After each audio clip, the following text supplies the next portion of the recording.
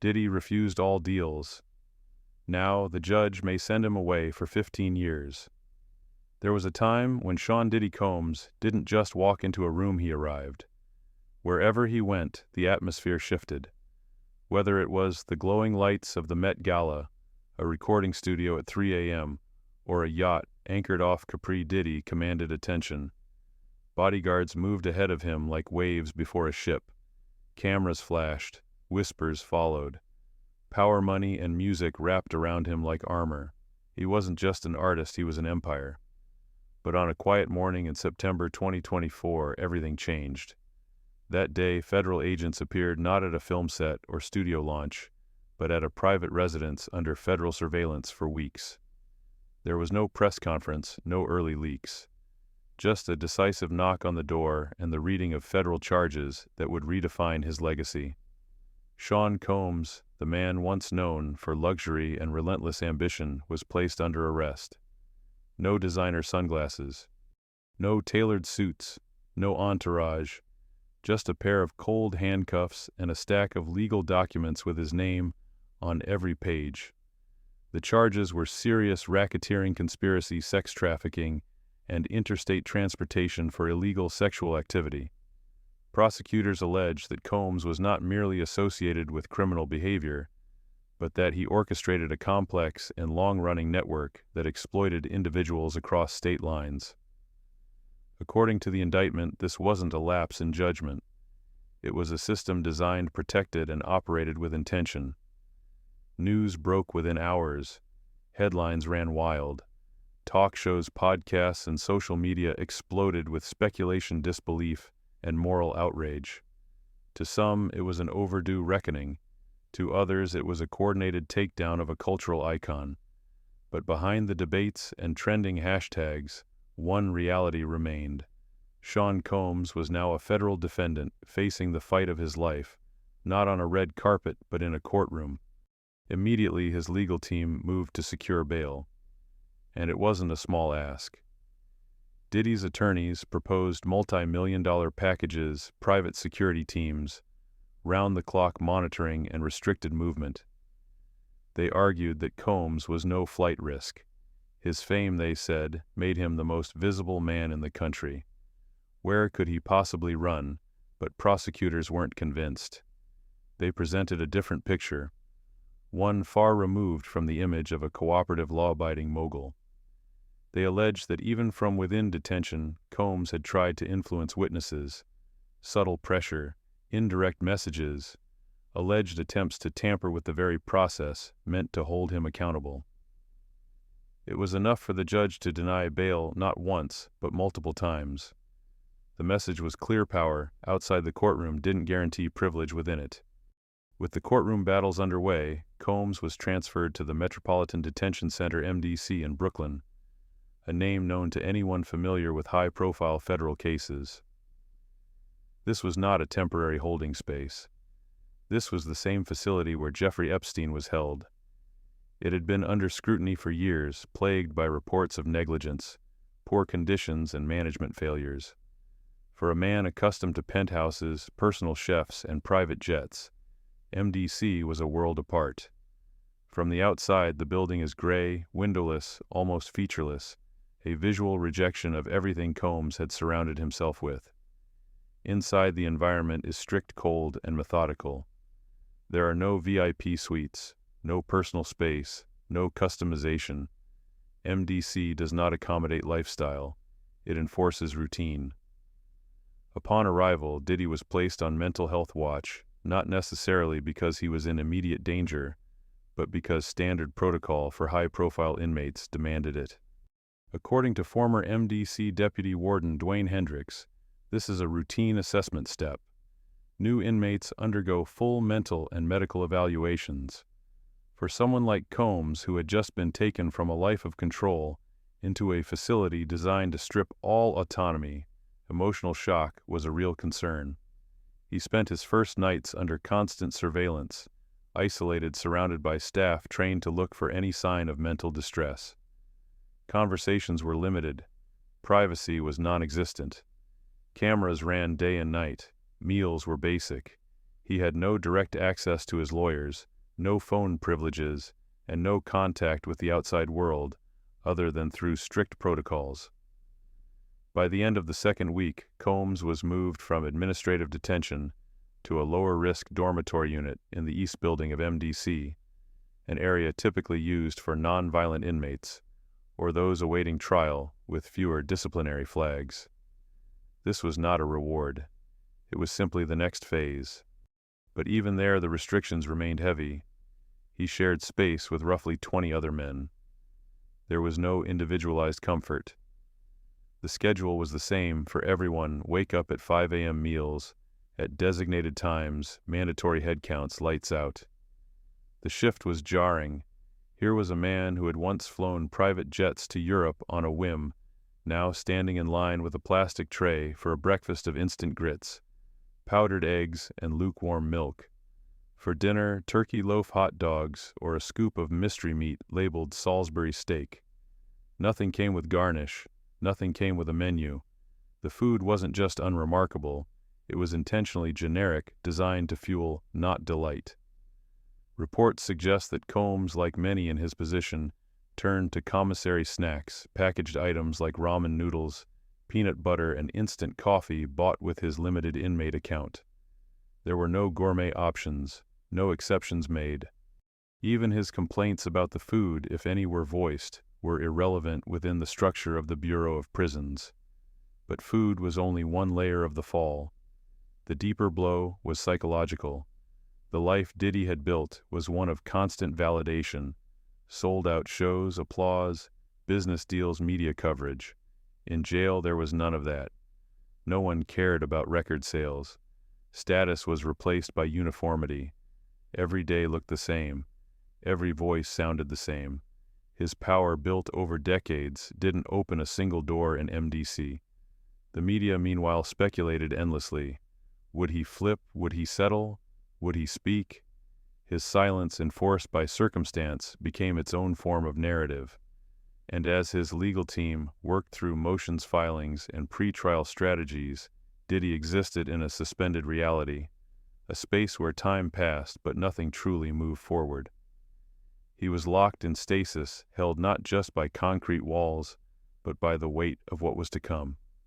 The press coverage, though intense, could never capture the inside of that experience. It couldn't convey what it meant for a man used to commanding entire arenas to now have zero control over whether he could place a phone call, receive a visit, or use the shower at a specific hour. It couldn't articulate the mental toll of being under constant observation, not by fans but by guards watching for signs of breakdown. Nor could it replicate the deafening silence of isolation after decades of living in the public eye. In a way, Diddy's new world had no mirrors. There were no reflective surfaces, no devices, no reminders of how he looked, only how he felt. And in this new version of reality, the only reflection that mattered was the one being painted in the courtroom. Back in the legal world, his lawyers were working relentlessly. But even they admitted that the constraints of the detention facility were a constant battle. Time was limited. Access was sporadic. Strategic meetings were rushed or delayed. They argued for more leeway, citing the importance of due process, the need for confidential legal preparation. But the system moved slowly, and the court was cautious. The judge, well aware of the national attention on the case, wasn't willing to make exceptions easily, particularly not for someone accused of attempting to influence witnesses. Prosecutors maintained that Diddy had already tried to exert pressure from within the facility, that they claimed was reason enough to maintain strict controls.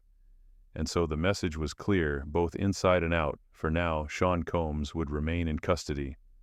This wasn't a temporary inconvenience. It was a complete dismantling of his old world, a world where his name opened doors, where he dictated the pace, and where success insulated him from most consequences. At MDC, none of that existed. What mattered was the schedule, the rules, the uniform, the process.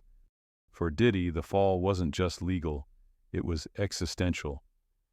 Each morning, as the lights buzzed on at 5 a.m., As guards barked roll calls and trays slid across metal tables, the man once known for never slowing down found himself frozen. Days stretched long, nights passed slowly, and the throne he once sat on, metaphorical and literal, felt impossibly far away. But even then he didn't break. According to insiders, Combs maintained a quiet but intense focus. He spent hours reviewing legal documents. He passed time scribbling notes. He strategized, planned, refused to show signs of defeat. For all his isolation, he remained in his own mind at war, not just with the charges against him, but with the system that now surrounded him. He didn't have stage lights, but he had resolve. And in the world of federal courtrooms, where reputations die and legacies are rewritten, that resolve might be the only thing he still had full control over. For a man who once controlled studios' boardrooms and the direction of entire cultural movements, the first 72 hours inside MDC Brooklyn were not just uncomfortable, they were psychologically destabilizing. From the moment Sean Diddy Combs was booked into the federal facility, staff enacted what's known as a mental health watch protocol, a standard process reserved for high-profile detainees or individuals considered to be under intense emotional strain. And though the headlines might have twisted the language, this procedure was not based on any confirmed danger to himself. Instead, it was the Bureau of Prisons' way of managing the collision between wealth fame and the abrupt loss of control. According to Dwayne Hendricks, a former deputy warden of MDC who had overseen countless similar intakes, Combs was placed in administrative segregation, a type of temporary isolation used not as punishment, but as a buffer to observe, to evaluate, and most importantly, to de-escalate. He wasn't alone in the traditional sense. Staff made frequent rounds. Surveillance was constant. But he was alone in another more profound way, isolated from his team, his family, and his former life. The silence wasn't the silence of peace.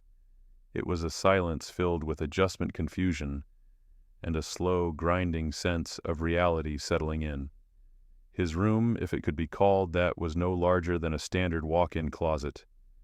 It held a narrow bed with a thin mattress, a stainless steel sink, and toilet and concrete walls that made sound echo in strange, numbing ways. There were no windows. The fluorescent lights above buzzed softly always, on erasing any natural sense of time. Breakfast came early, usually before the sun. Dinners were handed through a slot in the door. And for someone like Diddy, who had lived the last 2 decades with personalized schedules, round-the-clock service, and an army of staff, the removal of basic choice was its own kind of shock. At first there were no books, no phone calls, and no commissary privileges. The routine was stripped down to the bare minimum. A day passed not by activity but by tray counts and welfare checks. Every few hours a staff member would approach the small window in his door, glance in, and document that he was still awake, asleep, seated, breathing. It wasn't cruelty. It was policy. MDC was designed to hold individuals awaiting trial, not to rehabilitate. There were no therapy sessions, no freedom of movement, and no recreation time in the traditional sense. Movement, when permitted, was escorted and brief. And for high-profile detainees, even that came with extra restrictions, minimizing contact with others, avoiding media leaks, and controlling security risk. Hendricks later explained that the staff's concern wasn't just mental stability, it was institutional adaptation. Could someone like Sean Combs, known for commanding rooms of executives and crowds of fans, recalibrate his expectations fast enough to prevent conflict or breakdown? The only way to find out was to isolate, observe, and slowly reintroduce structure under watchful eyes. By the second day, the shock had likely deepened. There was no warm-up to life inside MDC. The food remained basic. The air was cold and dry. Interactions were brief and often delivered in clipped commands. Stand here, hands out, face the wall. Simple phrases repeated dozens of times a day, not in malice but in procedure. Combs, who had built his empire on controlling narratives, now found himself in a place where the only story being written was about compliance. Still, those observing him saw something that mattered: stillness. He wasn't panicked. He wasn't agitated. He was alert, but quiet. Staff noted that he followed instructions, remained calm, and maintained a composed demeanor. For someone just introduced to one of the most rigid environments in the country, the control was unusual. And perhaps that's why, after several days, officials felt comfortable enough to begin transitioning him out of full observation and into a more stable housing unit. Roughly 2 weeks after his arrival, Diddy was moved to a unit in the East Building, an area colloquially known by staff as the dorm side. Unlike the higher security West Building, which housed violent offenders and repeat disciplinary cases, the East was quieter, less crowded, and considered lower risk. The layout was communal, with bunk-style sleeping arrangements and shared facilities. While still far from freedom, it allowed for slightly more autonomy, more human contact, more routine. But the move didn't mean he was blending in. Even in a shared space, Diddy remained under close watch, not just because of his celebrity, but because high-profile inmates often attract unwanted attention, alliances, or conflict. Other detainees might see proximity to a famous inmate as leverage, or worse, as a threat, so staff worked carefully. Placement in a smaller unit, roughly 20 inmates, reduced the chance of complications. Cameras remained active, reports were filed daily. And yet inside the dorm, the routines weren't all that different. Wake-ups still came at 5 a.m., head counts still occurred multiple times a day, showers were scheduled, commissary access, while now permitted, was limited by budget timing and inventory. There was no red carpet, no customized options, just sealed plastic bags of snacks, instant noodles, hygiene items, and stamped paperwork. Outside, the media continued its frenzy. Analysts speculated on trial strategy. Commentators dissected every leaked document. But inside, MDC time moved slowly, not by headlines, but by heartbeats and hallway echoes. For Diddy, the East Building was not a retreat. It was simply the next cell. And with the move came something new: controlled access to legal communication. For the first time since his arrest, he could begin receiving legal material, limited phone contact with attorneys, and scheduled visits within institutional parameters. It wasn't freedom, far from it, but it was a doorway back into the fight. And for someone like Combs, that mattered more than comfort. What most people don't understand about high-profile detention is that the punishment isn't always physical. It's not the food or the walls or even the schedule. It's the removal of agency, the slow realization that no amount of wealth, recognition, or past achievement can influence what happens next. Every moment is dictated by someone else. Every interaction is surveilled. Even silence is logged. And during those first 3 days, when the lights never dimmed and the questions never stopped, Diddy came face to face with a version of reality that no amount of fame could insulate him from. There were no headlines in his cell, no studio beats or champagne toasts, just metal concrete fluorescent hums, and the knowledge that the world outside would keep spinning whether he liked it or not. But he did something important during that time. He endured it. There's a certain ritual to luxury. For Sean Diddy Combs, meals used to be experiences, not just nourishment. Breakfast wasn't cereal from a box, it was curated. Smoothies blended with imported berries. Eggs prepared just right, surrounded by smoked salmon or shaved truffle. Dinners were events, wine pairings, candlelight private chefs flown in from Paris or Tokyo. His palate, like his lifestyle, was meticulously refined. But inside the Metropolitan Detention Center in Brooklyn, food isn't pleasure, it's protocol. There are no menus at MDC, no servers, no choice. Every inmate, regardless of status or history, is subject to the same 3 meals a day. The portions are fixed, the variety limited, and the intention simple: maintain physical function. Flavor is optional. Breakfast arrives early, around 5:30 a.m., long before the sun fully rises. Trays are slid through cell doors or handed out in the dorm units.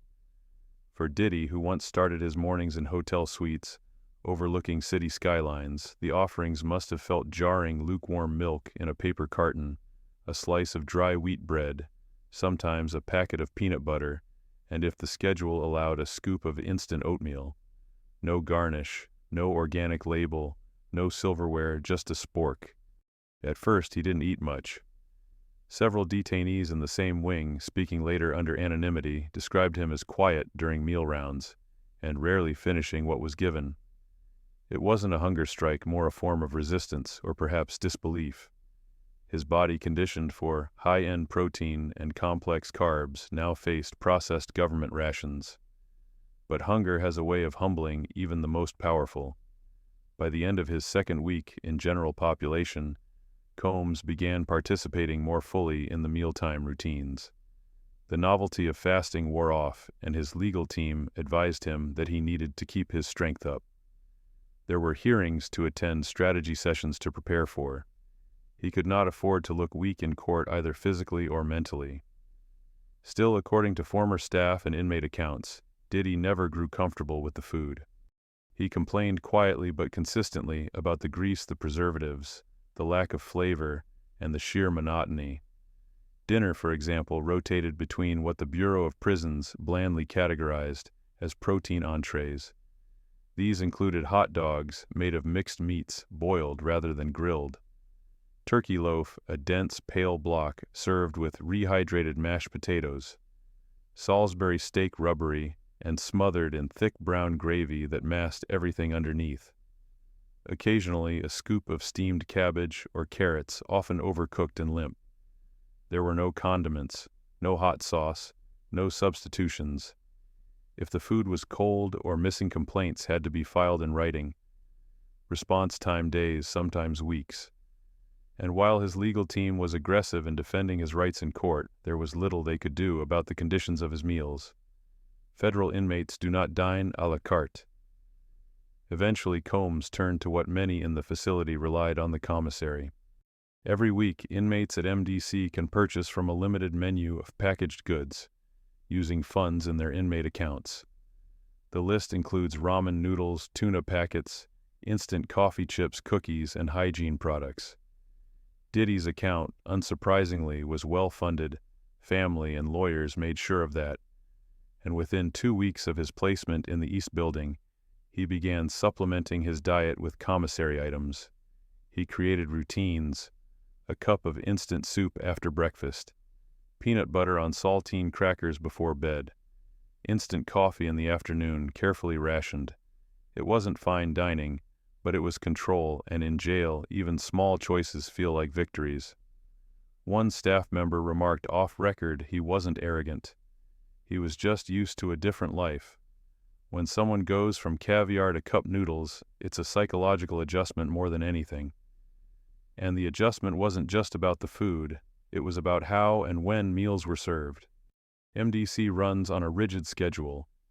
Wake-up is around 500 a.m., with the first head count immediately after. Breakfast follows shortly. Lunch, often a sandwich, fruit, and cookie, is served mid-morning to free up staff in the afternoons. Dinner comes between 4:00 and 5:00 p.m., depending on the unit. After that, there's nothing.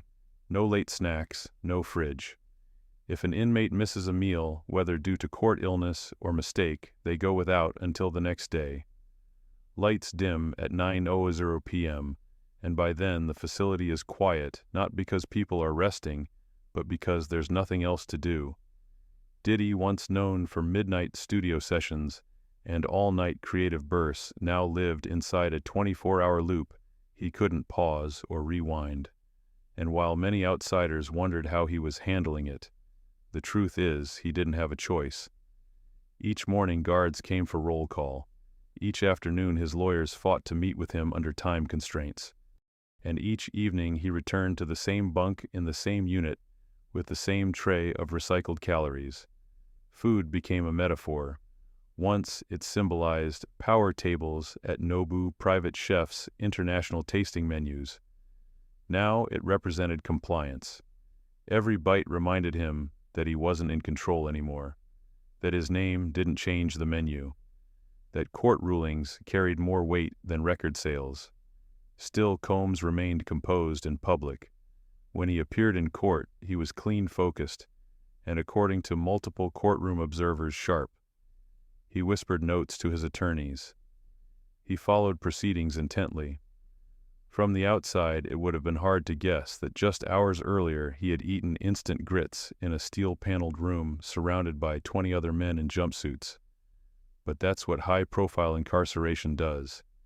It tests endurance, not through violence or overt cruelty, but through the erosion of dignity. Diddy's meals were a part of that erosion, reminders that no matter how famous you are, the system strips everyone down to the same status inmate. That the man who once dined with presidents now stood in line with men awaiting sentencing for theft assault or immigration violations. It was perhaps in that realization over a bowl of bland oatmeal or a lukewarm slice of meat that the true depth of his legal jeopardy settled in.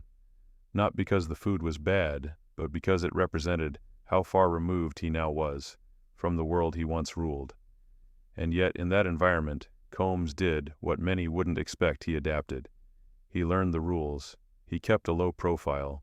He used commissary purchases to establish a routine. He spoke only when necessary, never raised his voice, never made demands.